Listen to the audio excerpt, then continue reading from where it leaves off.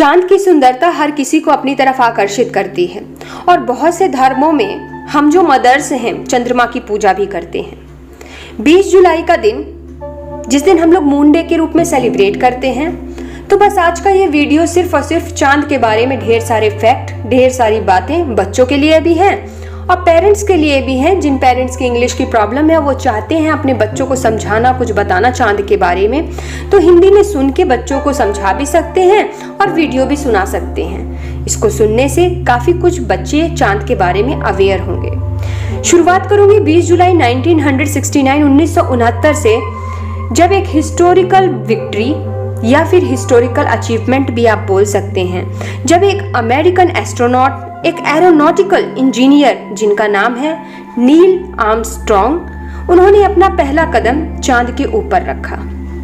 Video start करने से पहले छोटे छोटे फैक्ट जो बच्चों को सुनने में बहुत अच्छे लगेंगे। बच्चों को लगता होगा कि वो जब धरती से देखते हैं चांद को तो बस पूरा चांद यही है।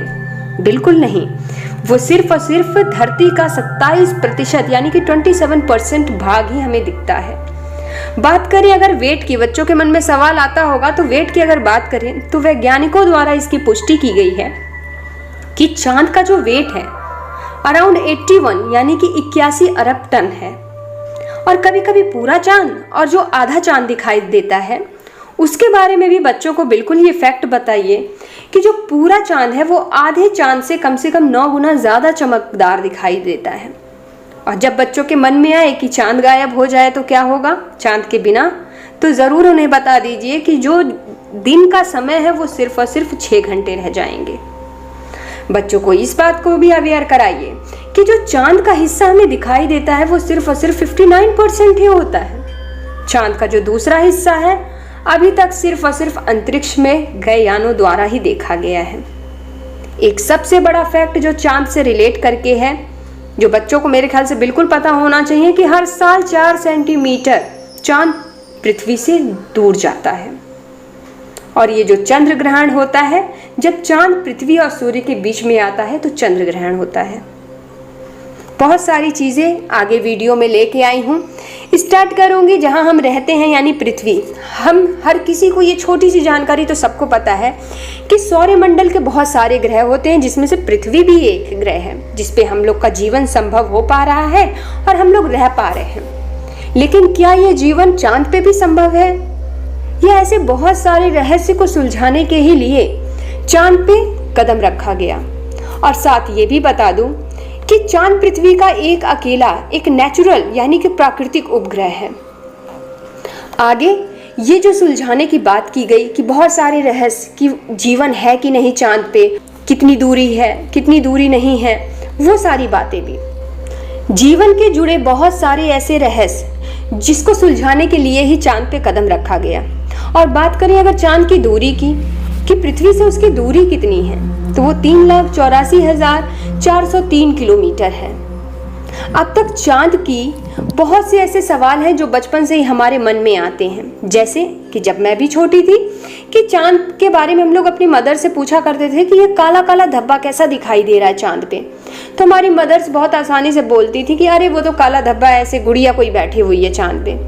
या समटाइम बोला जाता था कि कोई बुढ़िया है जो चरखा चला रही है चांद में बैठ के, अंदर में कोई बुढ़िया चरखा चला रही है। तो इस तरह के बचपन के बहुत सवाल, शायद आपके साथ भी अगर कोई इंसिडेंस है तो ज़रूर कमेंट बॉक्स में शेयर करिएगा कि क्या बचपन में इस तरह से आप लोगों ने भी सवाल पूछे थे। तो ये सवाल शायद हमारे बच्चों के भी मन में आता ही है, बच्चे पूछते हैं। यह चांद जो बना हुआ है वो कैसे बना? क्या हम चांद को छू सकते हैं? क्या हम चांद के पास जा सकते हैं? चांद क्या गोल है? या इसका आकार हमेशा बदलते क्यों रहता है? बहुत सारी चीज़ें, रोचक बातें इस वीडियो में। और शुरुआत करूंगी चांद के ओरिजिन से, यानी कि चांद की उत्पत्ति कैसे हुई। आज से लगभग 4.5 बिलियन यानी कि 4.5 बिलियन साल पहले की ये बात है, जब थिया नाम का एक बड़ा सा ग्रह था जो कहा जाता है पृथ्वी से आके टकराया और काफ़ी सारे टुकड़ों में, काफ़ी सारे छोटे छोटे भागों में अंतरिक्ष में जाकर बिखर गया। और इसी के बिखराव से ये जो टुकड़े थे जो बिखर गए थे, उसी से चांद का निर्माण किया जाता है। चांद का निर्माण यानी उसी से होता है। और इस बात की पुष्टि भी वैज्ञानिकों ने कर दी। वो कैसे? अपोलो के अंतरिक्ष यात्रियों के द्वारा चांद में उन सारे जो अवशेष थे, जो टुकड़े थे, उस पर पूरी तरह से अध्ययन किया और साबित किया, और सन 1980 में इस बात को स्वीकृति भी मिल गई कि हाँ, चांद की उत्पत्ति इसी तरह से हुई थी। लेकिन हाँ, इसका एक दूसरा पहलू भी है जो जानना चाहिए, कि जो एक बहुत विवादित मामला रहा है, जो एक और सिद्धांत सामने आया था, जिसके अनुसार ये कहा गया था कि पृथ्वी का जो निचला हिस्सा है, कम से कम 2900 किलोमीटर एक नाभिकीय विखंडन के फलस्वरूप ही पृथ्वी की जो पपड़ी या फिर धूल जो पूरे अंतरिक्ष में फैल गई थी, बिखर गई थी, उससे उड़ने से जो सारे धूल वगैरह थी वो सब मलबे में जाके इकट्ठा हो गई और इसी से चांद का निर्माण हुआ। लेकिन यह पूरी तरह से प्रूव नहीं हो पाया और आज तक विवादित ही बना हुआ है। जिस चीज़ को स्वीकृति मिली वो जो मैंने पहले डिस्क्राइब किया वो वही थी।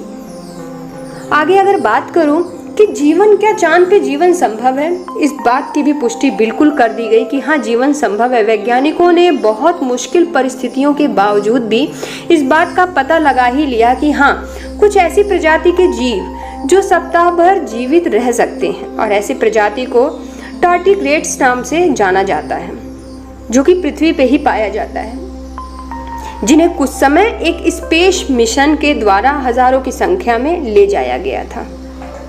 और ये भी कहा जाता है कि जिस तरह से मन में सवाल आता ही है कि जीवित रहने के लिए हम लोग जानते हैं कि धरती पे हमारे लिए सबसे ज़रूरी वायु और जल है, जिसमें से चांद पर वायुमंडल जैसा कुछ है ही नहीं, और इसीलिए नासा ने अपने 2 अंतरिक्ष यान चांद की तरफ रवाना किए, जो बहुत ही कुशलतापूर्वक और अच्छे से पहुंच भी गए जल और जीवन की खोज की शुरुआत के लिए, जो एक बहुत ही चुनौतीपूर्ण कार्य रहा। कहा जाता है कि चंद्रमा का वो हिस्सा जिस पर सूर्य की रोशनी पड़ती है, उस हिस्से में पानी के होने की पुष्टि को जताया गया है। आगे की अगर मैं बात करूं कि साथ ही साथ जो जल की पुष्टि की बात की गई है, उसमें जापान, चीन, भारत, अमेरिका, यूरोप को भी उसका क्रेडिट यानी कि श्रेय दिया गया है।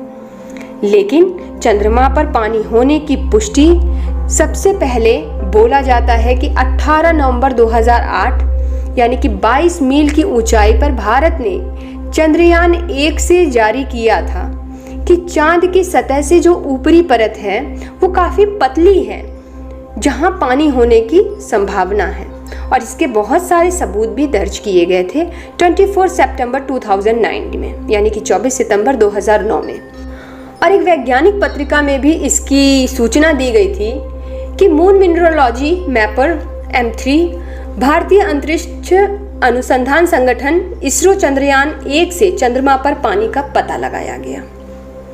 आगे बात करेंगे थोड़ी सी चंद्रमा के आकार से रिलेट करके।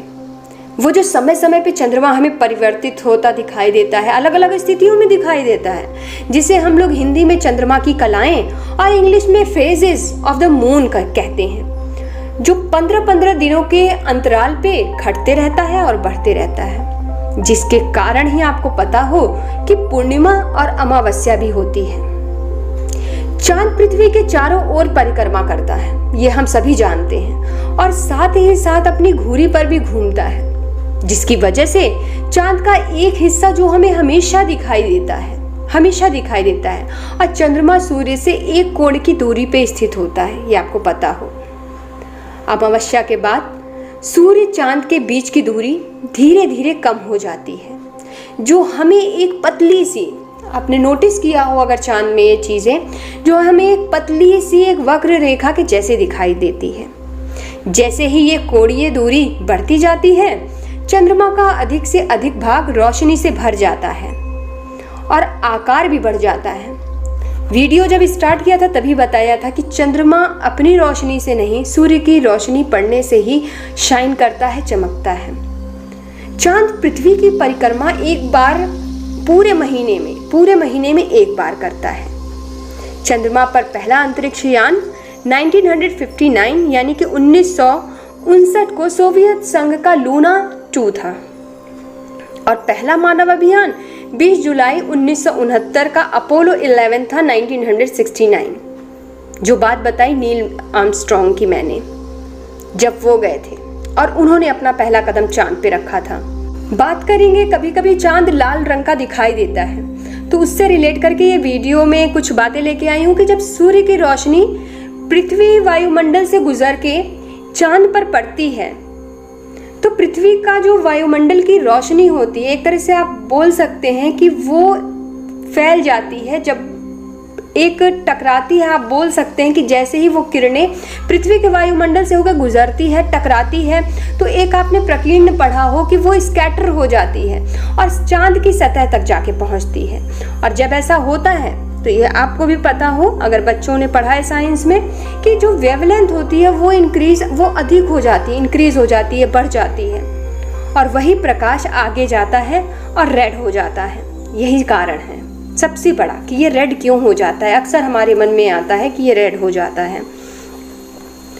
बात करूं अगर टाइम की कि हम कितने समय में इस पे पहुंच सकते हैं, ये बच्चों के मन में ज़रूर आता होगा कि हाँ चांद पे जाना है, कितना समय लगेगा, कैसे। तो उसका भी जवाब है कि अगर चांद पे जाना है तो वो दूरी जो तय करने का जो वैज्ञानिक आकलन किया गया है, एक तरह से अगर हम लोग प्रैक्टिकली देखें और सोचें तो हमारे मन में आएगा कि नहीं, ये बिल्कुल नामुमकिन सा है। और नामुमकिन एक तरह से इसलिए भी है क्योंकि चांद जो है पृथ्वी के चारों ओर परिक्रमा करता है, जिससे दिन और रात होती है, जिसकी वजह से यह दूरी कम और ज़्यादा होती रहती है। लेकिन फिर भी एक आकलन लगाया गया है, जो आंका गया है वो 3,84,403 किलोमीटर बताया गया, जो मैंने पहले भी बताया वीडियो के स्टार्टिंग में, जिसको तय करने का समय निर्भर करता है कि यान छोड़ा जा रहा है अंतरिक्ष में, उसकी गति कैसी है, उस पर निर्भर करता है।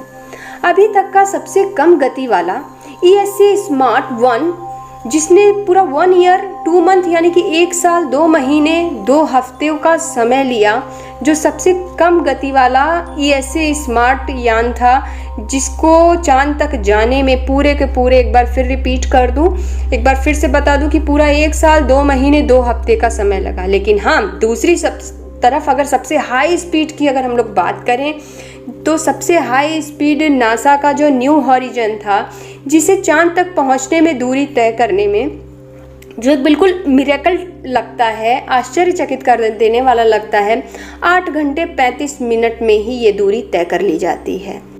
तो बस मेरे ख्याल से बच्चों ने अगर सुना हो तो समझ में आ गया होगा कि चांद पे पहुंचने में कितना मतलब समय लगता है, कितनी दूरी है, कैसे जा सकते हैं। एस्ट्रोनॉट बनना पड़ेगा उसके लिए, बहुत सारी पढ़ाई भी करनी पड़ेगी। इसी तरह के इन्फॉर्मेटिव वीडियो के साथ हमेशा आती रहूंगी आपके अपने चैनल रेणु अभिकम में, और बहुत जल्दी मिलूंगी अपने नेक्स्ट वीडियो में। Thank you so much.